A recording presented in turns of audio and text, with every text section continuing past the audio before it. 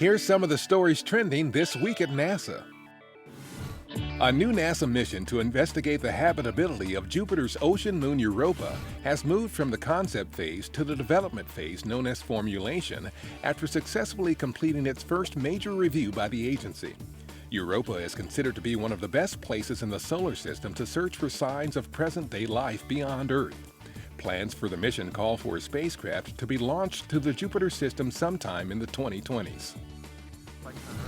During a June 16th briefing at the 2015 Astrobiology Science Conference in Chicago, NASA and university scientists discussed astrobiology research and technology being used to advance our search for other habitable worlds in our solar system and beyond. Mars, Europa, Saturn's moon Enceladus, and various exoplanets were discussed. Astrobiology is the study of the origin, evolution, distribution, and future of life in the universe. Progression on NASA's journey to Mars and exploration of the Red Planet now includes newly signed agreements between NASA and two European partners. Under one agreement, CNES, the French space agency, will provide the structural support for the SuperCam on NASA's Mars 2020 rover.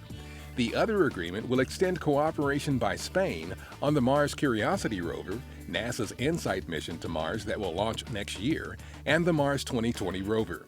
NASA Administrator Charlie Bolden signed the agreements during meetings at the Paris Air Show.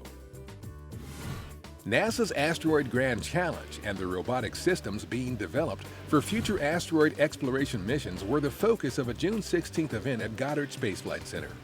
Agency officials gave a status update on the Asteroid Grand Challenge, which was started 2 years ago, as a way to focus on finding all asteroid threats to human populations and knowing what to do about them. They also discussed progress on the Asteroid Robotic Redirect Mission, or ARM. Representatives from Goddard's Satellite Servicing Capabilities Office also discussed the development of robotic systems for the ARM and other NASA missions using space robotics. Deputy Administrator David Newman visited with employees at Langley Research Center on June 18th. While there, Newman also toured a Boeing Eco-Demonstrator 757 aircraft. An eco-demonstrator has been used for 3 NASA research projects conducted in partnership with Boeing to test several innovative green aviation technologies as part of NASA's Environmentally Responsible Aviation project to reduce aircraft fuel consumption and emissions. NASA's Tropical Rainfall Measuring Mission, or TRMM spacecraft, re-entered Earth's atmosphere on June 15th at 11:55 p.m. Eastern Daylight Time over the South Indian Ocean, according to the U.S. Strategic Command's Joint Functional Component Command for Space through the Joint Space Operations Center. TRMM was a joint mission between NASA and the Japan Aerospace Exploration Agency to study rainfall for weather and climate research. The spacecraft's descent had been closely monitored since the mission was ended in April.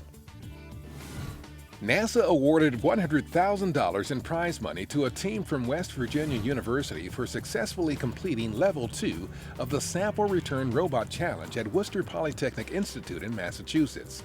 The purpose of the challenge was to demonstrate how an autonomous robot could locate samples and return them to the starting zone. This was the 4th year of the event, which is part of NASA's Centennial Challenges program to encourage innovations in autonomous navigation and robotics technologies. And that's what's up this week at NASA. For more on these and other stories, follow us on social media and visit www.nasa.gov/twan.